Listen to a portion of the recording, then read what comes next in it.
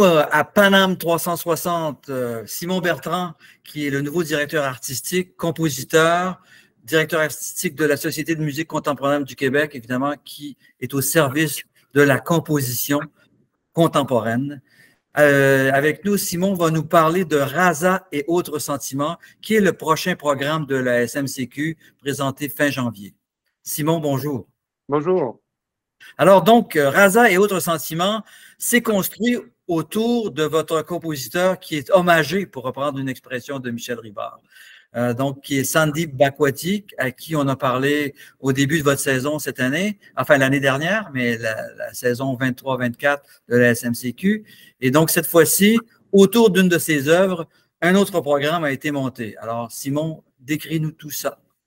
Oui, alors c'est ça, effectivement, la SMCQ, la Société de musique contemporaine du Québec, fonctionne avec une alternance. Une année, on rend hommage à un compositeur en essayant de le rendre le plus présent possible dans tout le milieu musical, et une année où on fait notre festival Montréal Nouvelle Musique. Donc, cette année, c'est une saison hommage. Donc, c'est le compositeur d'origine indienne qui a grandi cependant en Allemagne et qui vit maintenant au Québec.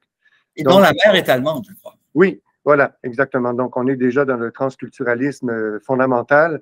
Ce qui n'est rien de nouveau au Québec. Hein. Rappelez-vous de José Evangelista, compositeur d'origine espagnole, fasciné par la musique de Bali et qui a fait sa carrière au Québec. Donc, Sandip, effectivement, donc, qui est d'origine indienne, qui a grandi en Allemagne et qui vit maintenant au Québec et en Suisse, en alternance entre les deux pays. C'est le compositeur hommagé cette année. Et Rasas, effectivement, c'est l'œuvre de Sandip Bhagwati qu'on va entendre vendredi prochain donc à l'église de Saint-Joachim de Pointe-Claire. Et pour ce concert, il est entouré de 3 jeunes compositeurs de la relève. Et qui ne viennent pas nécessairement du Québec seulement. Là. Non, on a un florilège international. Oui, alors on a une jeune compositrice française, Daphné Gébry. On a un jeune compositeur franco-ontarien, Thierry Tidreau, qui vit d'ailleurs en Allemagne en ce moment. Et on a une compositrice du Nouveau-Brunswick, Sophie Dupuis. D'accord, donc ça vient de partout au Canada et aussi à l'étranger. Alors c'est très bien. Donc c'est exactement à l'image du parcours de Sandip Bhagwati, qui est un mondialiste, évidemment, puisque son œuvre est basée sur des reconstructions, des amalgames, des traitements de multisources, multigenres, multilutheries, etc. Oui, alors c'est ce qui est absolument fascinant, évidemment, dans la musique de Sandip Bhagwati. C'est-à-dire qu'il y a l'héritage de sa propre culture, il y a évidemment des éléments qui viennent de la musique contemporaine, actuelle, etc. Et le rôle des interprètes aussi, qui est très important dans sa musique. Dans le cas de Rasas, alors qu'est-ce que ça veut dire Rasas? À ne pas confondre avec un raga, qui est un style de musique indienne. Un rasas, dans la musique traditionnelle indienne, c'est tout simplement une émotion. Donc, les rasas, c'est une classification, si vous voulez, des émotions humaines. Et donc, c'est pour ça que l'œuvre originale de Sandip, qu'il a composée, qui a été jouée en 2001-2002, a 64 mouvements, bien sûr, parce qu'il y a beaucoup d'émotions humaines. Il n'y en a pas une, il n'y en a pas deux, il y en a toute une panoplie.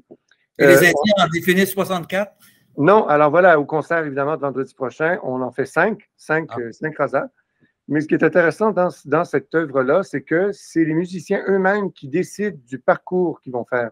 Donc, c'est eux-mêmes qui vont décider de l'agencement des émotions, donc des mouvements, un peu comme si dans une symphonie, on décidait de l'ordre dans lequel on allait faire les mouvements selon ce qu'on veut exprimer. Donc, les interprètes décident eux-mêmes. Donc, c'est une espèce de labyrinthe des émotions, en fait, que les interprètes déterminent par eux-mêmes. Et alors, ce qui est intéressant aussi dans la musique de Sandip, c'est que soit elle est totalement, parfaitement écrite, très précisément, sur la partition musicale, ou soit, au contraire, il laisse une grande liberté aux interprètes avec ce qu'il appelle de la comprovisation. Donc, c'est une espèce d'un travail de composition entre le compositeur et les interprètes. Donc, les interprètes sont plus des robots là, qui font que jouer les notes qui sont sur les partitions. Là. Ils sont vraiment impliqués dans le processus. C'est ça, mais c'est pas non plus du jazz, c'est pas une improvisation autour d'un thème, et donc c'est une composition collaborative d'une certaine façon. Absolument, avec des repères, avec un canevas qui est quand même assez précis la plupart du temps, effectivement. Et alors, ce qui est intéressant, c'est que ça donne une musique qui est très contrastée, stylistiquement totalement imprévisible. Donc, récemment, on a fait, par exemple, Music of Crossings, qui est une collection de 32 pièces pour piano de Sandeep Bhagwati. Et un mouvement peut ressembler presque à du Debussy, là, à quelque chose de relativement tonal, modal. Et là, tout à coup, il part tout à fait dans une autre direction. Donc, stylistiquement, c'est une musique qui est ouverte, qui ne s'enferme pas seulement dans un style de musique précis. Et ce qui est intéressant, par exemple, une autre œuvre au programme de Thierry Tidreau, qui est un jeune compositeur franco-ontarien. Lui, sa pièce s'appelle Sweet Tooth, donc Danse sucrée, ce qui est très différent du genre de titre qu'on donnait aux œuvres de musique contemporaine dans les années 70. Et c'est une pièce. Plus abstrait et. Oui. Oui, ben c'est ça. Dans les années, c'est souvent dans les années 70, Machin chouette bidule numéro 4. Là. Et dans le cas de Thierry Tidreau, donc sa pièce, c'est un jeu. C'est un grand jeu, un grand terrain de jeu. Ça s'appelle Danse sucrée. Et c'est un peu comme, si vous voulez, quelqu'un qui prend une télécommande et qui se met à zapper d'un programme à l'autre de manière frénétique. Donc, qui tombe sur une comédie romantique, ensuite qui tombe sur un film de science-fiction, ensuite sur un dessin animé, ensuite sur un drame. Donc, en fait, c'est du zapping perpétuel et c'est une pièce qui est assez étourdissante, très, très colorée, très ludique, extrêmement bien orchestrée aussi. Et qui est multigenre aussi. Pardon? Et qui est multigenre. Oui, c'est multigenre aussi. Parfois, on entend des choses, on dit, coudonc, est-ce que c'est-tu un concerto de Rachmaninoff? Ah, non, finalement, ça sonne. Donc, c'est une musique qui est très imprévisible. C'est intéressant parce qu'aujourd'hui, en 2024, les compositeurs, les jeunes compositeurs comme Thierry Tidreau, ne veulent pas rester dans un seul style. Ils veulent toucher à tous les styles. Et c'est un peu comme nous, en fait, en tant qu'auditeurs, auditrices, c'est sûr qu'on s'intéresse à toutes sortes de genres maintenant. Pourquoi se confiner à une seule esthétique? Oui, voilà. Ah, ben ça, venant de l'auteur de La misère des niches, je peux comprendre cette phrase, parce qu'en fait, on est dans une période où on fonctionne sur l'hyper-personnalisation des goûts artistiques. Donc, les gens, on est dans une société playlist. Donc, moi, ce que je veux entendre, c'est ça. Et en plus, évidemment, après ça, on va me donner des suggestions en fonction de ce que j'ai l'habitude d'écouter. Mais les compositeurs, les créateurs de musique aujourd'hui, ils n'ont pas envie d'écrire une musique dans un seul style. Ils ont envie justement de toucher à plein d'autres styles musicaux. Donc, c'est vraiment une espèce de tour de Babel. Et même le concert de vendredi prochain, c'est une tour de Babel sonore qu'on va entendre. Oui, et la pièce de Sophie Dupuis, on n'en a pas parlé. Alors, quelle est-elle? De quelle façon est-elle construite? Alors, ça, c'est une autre approche aussi. Elle, dans son cas, c'est une musique très, très évocatrice qui cherche à représenter des éléments de la nature musicalement. Donc, donc elle travaille beaucoup, beaucoup sur les textures. Il y a une partie électronique aussi de traitement en direct des sons. Et puis donc, c'est une musique qui est beaucoup plus évocatrice. Ça s'appelle, mon Dieu, excusez-moi, le titre. Oui, je l'ai devant moi, heureusement. L'histoire que les vagues racontent. Donc là, dans ce cas-là, effectivement, c'est une musique c'est une pièce qui avait été écrite à l'origine pour Esprit Orchestra à Toronto, qui est un fantastique orchestre qui fait que du répertoire contemporain.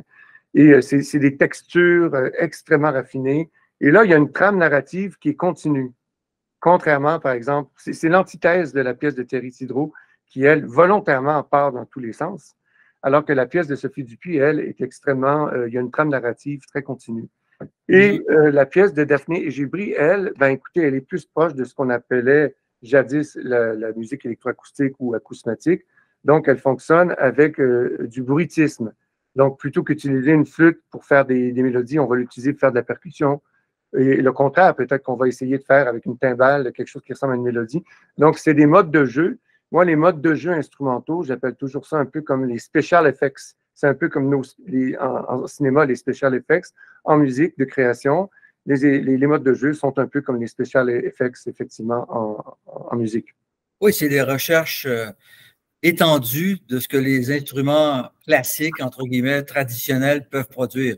C'est ce qu'on fait depuis plusieurs décennies maintenant. C'est cette exploration texturale et aussi d'exploration de toutes les sonorités percussives qu'un instrument mélodique peut produire, par exemple.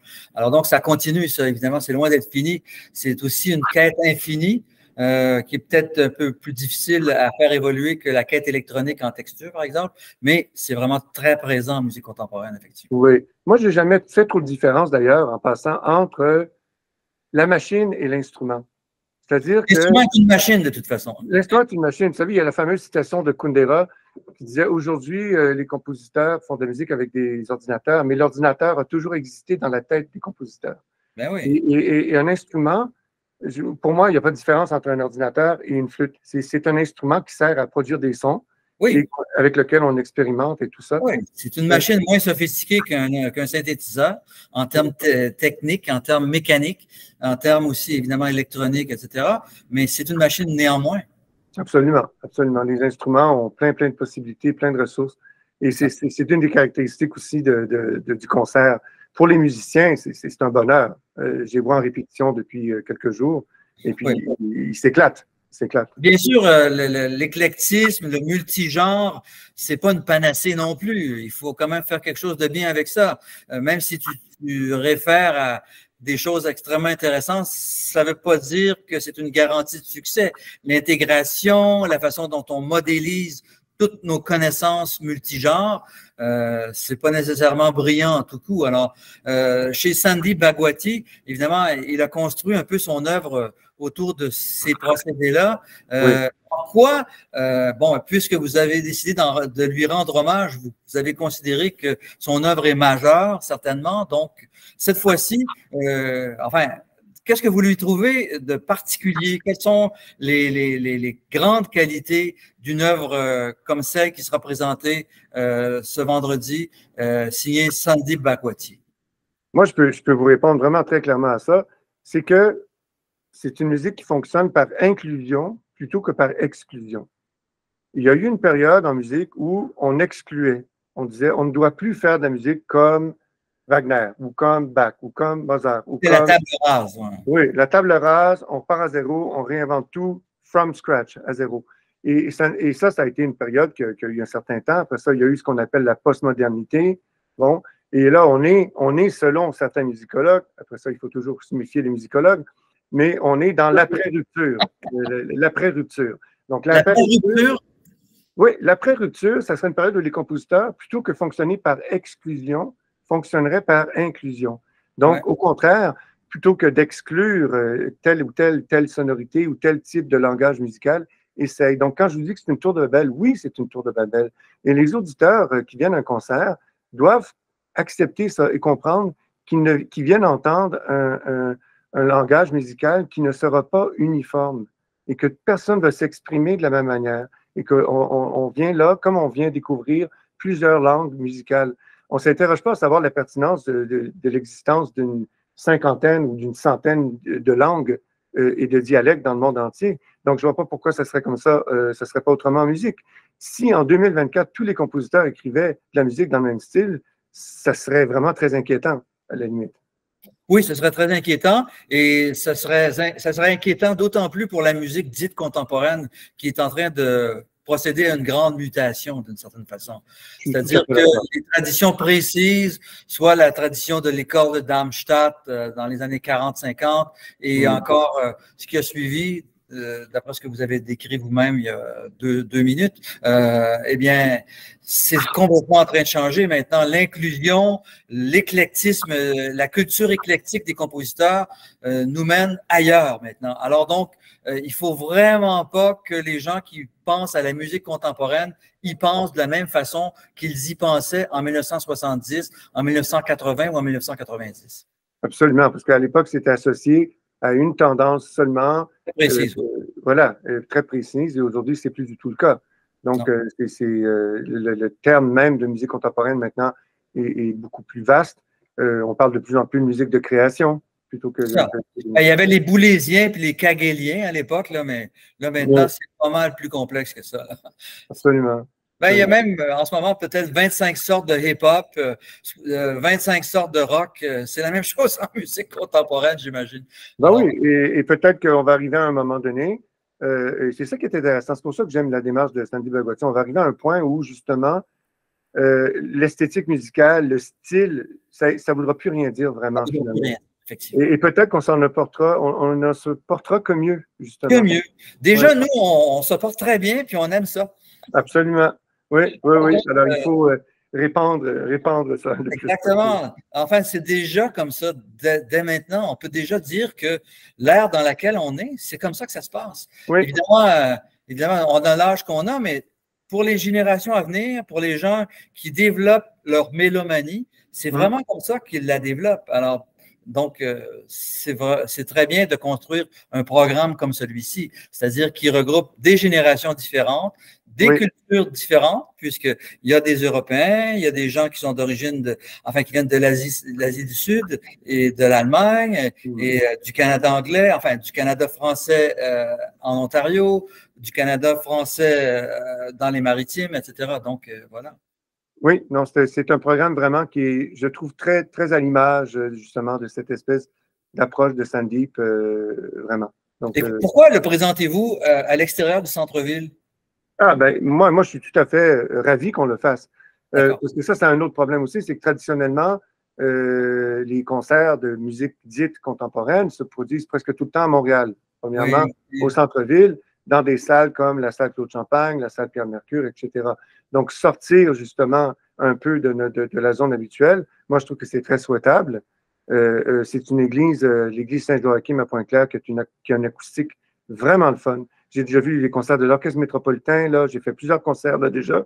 Et donc, ça nous permet d'aller à la rencontre d'un public, et puis qui n'est pas nécessairement le public habitué de la musique de concert à Montréal, le fameux public. C'est pas le même public qui va dans les périphéries. C'est des abonnés, des gens qui s'intéressent à toutes sortes de choses. Ils vont prendre un risque.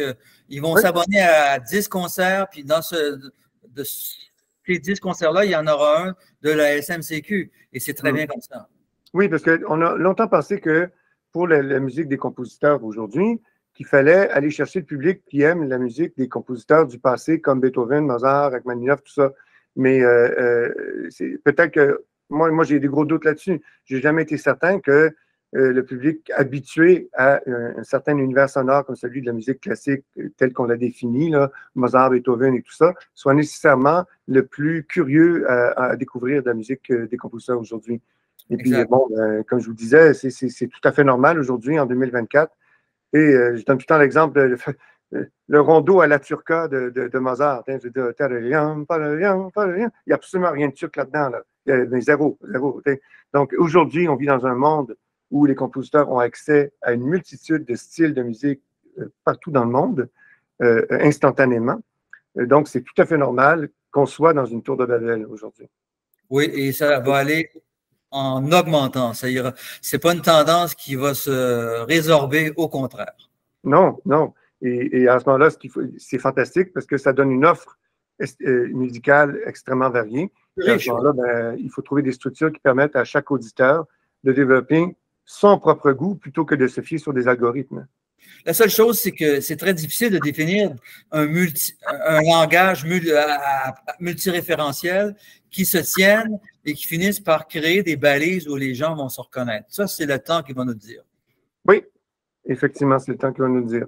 C'est très, très difficile de savoir quel genre de musique les compositeurs, les compositeurs actuels vont composer dans 50 ans. Moi, je ne me tenterai pas, en tout cas, de donner un pronostic là-dessus. On se partira pas là-dessus. Non, non, non, non.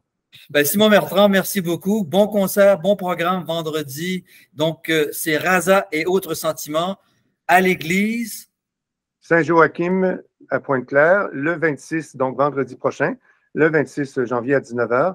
Et on offre même un transport, la SMCQ offre un transport en autobus du centre-ville pour se rendre là-bas. Wow. Oui, parce que c'est pas super bien desservi là-bas par les transports en commun. Donc, alors, la navette part quand et de où? Alors tout ça, c'est disponible sur le site de la SMCQ. OK, on va caler sur le site de la SMCQ, puis on va savoir tout ça. D'accord. Merci, Simon Bertrand. C'est un plaisir, vraiment. Merci beaucoup. À très bientôt. À bientôt.